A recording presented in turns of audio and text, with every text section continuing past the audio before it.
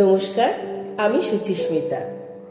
আমার আজকের উপস্থাপনাটি রবীন্দ্রনাথ ঠাকুর ও তার প্রিয় ভৃত্য বনমালীর মিষ্টিমধুর সম্পর্ককে নিয়ে। লেখাটি সোশ্যাল মিডিয়া থেকে সংগৃহীত। লেখককে অসংখ্য ধন্যবাদ এত সুন্দর একটি লেখা আমাদের উপহার দেওয়ার জন্য। একদিন রবীন্দ্রনাথ ঠাকুর তার প্রিয় ভৃত্য বনমালীকে বললেন, আচ্ছা বনমালী, তুই কি জানিস যে আমি খুব বড় লোক? বনমালী জবাব দিল, হ্যাঁ বাবা মশাই, জানি। আবার প্রশ্ন করলেন, কিসে বড় লোক বলতো? দ্বারকানাথের নাতি বলে? বনমালী হাত কচলাতে কচলাতে উত্তর দিল, বলবো, আপনি লেখার জোরে বড় লোক। অক্ষর জ্ঞানহীন বনমালীর মুখ থেকে বেরিয়েছিল এই ধ্রুব সত্য। বলা বাহুল্য, ভৃত্য হলে হবে কি, কবির জীবিতকালে শান্তিনিকেতনে রবীন্দ্রনাথের শেষ জন্মদিনে তার সামনে বশীকরণ নাটকে বনমালী অভিনয় পর্যন্ত করেছেন। সেই নাটকেও তাকে চাকরের ভূমিকায় দেখে সবাই হেসে খুন। রবীন্দ্রনাথ শুধু কি বনমালীর মনিব ছিলেন? মোটেও নয়, তিনি ছিলেন তার বাবা মশাই। অপথ্য স্নেহে রবীন্দ্রনাথ দেখতেন বনমালীকে। স্নেহ, ভালোবাসা, রসিকতার সঙ্গে মাঝে মাঝে কৃত্রিম ক্রোধ প্রকাশ করলেও বনমালীর সুখ সুবিধার বিষয়ে তিনি ছিলেন অসম্ভব সচেতন।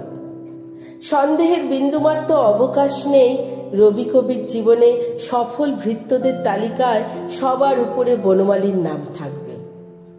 বনমালীকে তিনি মাঝে মাঝে নীলামণি বলতেন, আর কবির কখন কি দরকার সব তার নখদর্পণে ছিল। রবীন্দ্রনাথ আবার বনমালীর ভাষা আর চালচলন নিয়ে মজা করতে বেশ পছন্দ করতেন। তিনি ও মৈত্রেয়ী দেবী বিষয়টি বেশ উপভোগ করতেন। একদিন কবি মৈত্রেয়ী দেবীকে বললেন, আমি ঠিক করেছি বনমালীর মতন নাম্বা বলবো। এতদিন ওকে বলেছি নাম্বা নয় লম্বা, কিন্তু ও যখন কিছুতেই শুনবে না, তাহলে তাকে ওর ভাষাটা নিতে হয়। কবি ছবি আঁকবেন বলে তৈরি হচ্ছেন। মৈত্রেয়ী দেবী কবিকে জিজ্ঞেস করলেন, আচ্ছা কি কি রং গুলবো?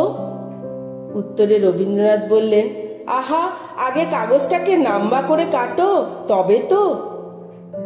সেদিন বনমালী ঘুমিয়ে পড়েছিল। দুপুরবেলা বেশ ঝড় উঠেছে। কবি তখন লিখছেন। ঝড়ের দাপটে ঘরের জানালাগুলো জোরে জোরে খুলছে, আবার বন্ধ হয়ে যাচ্ছে। তবে এসবের মধ্যে বনমালী ফুরসত বুঝে কখন ঘুমিয়ে পড়েছে। এত হই হট্টগোলে তার আর ঘুম ভাঙল না। রবীন্দ্রনাথের মন চাইল না তাকে জাগিয়ে দিয়ে নিশ্চিন্ত ঘুম ভাঙানো। তিনি লেখা ছেড়ে একটি একটি করে সব জানালা বন্ধ করলেন। ভেবেছিলেন বনমালীর ঘুম ভাঙবে।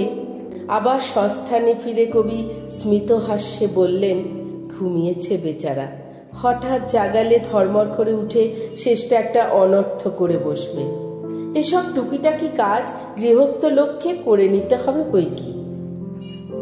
ভৃত্য হলে কি হবে, বনমালী কিন্তু একবার স্বয়ং রবীন্দ্রনাথের সামনে শান্তিনিকেতনে তার শেষ জন্মদিনে বশীকরণ নাটকে অভিনয় করেছিলেন। অনুষ্ঠানে প্রত্যক্ষদর্শিনী নির্মল কুমারী লিখছেন, সন্ধ্যাবেলা উদয়নের পূর্ব দিকের আঙিনায় শামিয়ানার নিচে দর্শকদের বসবার জায়গা এবং চাতালের উপরে অভিনয়ের আয়োজন। কবি নিজে চাতালের একধারে আরাম চৌকিতে বসলেন। প্রথমে কয়েকটা গান ও সঙ্গে সঙ্গে নাচ হলো, ছেলেমেয়েরা মিলে করলেন।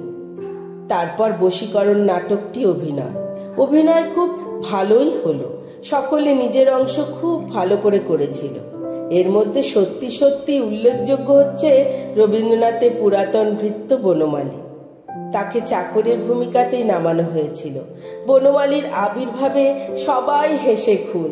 ও কিন্তু তাতে একটুও কাবু না হয়ে ঠিক স্বাভাবিকভাবেই আজ্ঞে হ্যাঁ মা ঠাকুরন এবং অতিথিকে জলখাবার এনে দেওয়া, হাত ধোয়ানো ইত্যাদি সব বেশ সপ্রতিভভাবে করে গেল। আজকের উপস্থাপনাটি কেমন লাগলো কমেন্টের মাধ্যমে জানাবেন। ভালো লাগলে আমার চ্যানেলটিকে সাবস্ক্রাইব করে আমার পাশে থাকবেন। সবাই খুব ভালো থাকবেন। নমস্কার।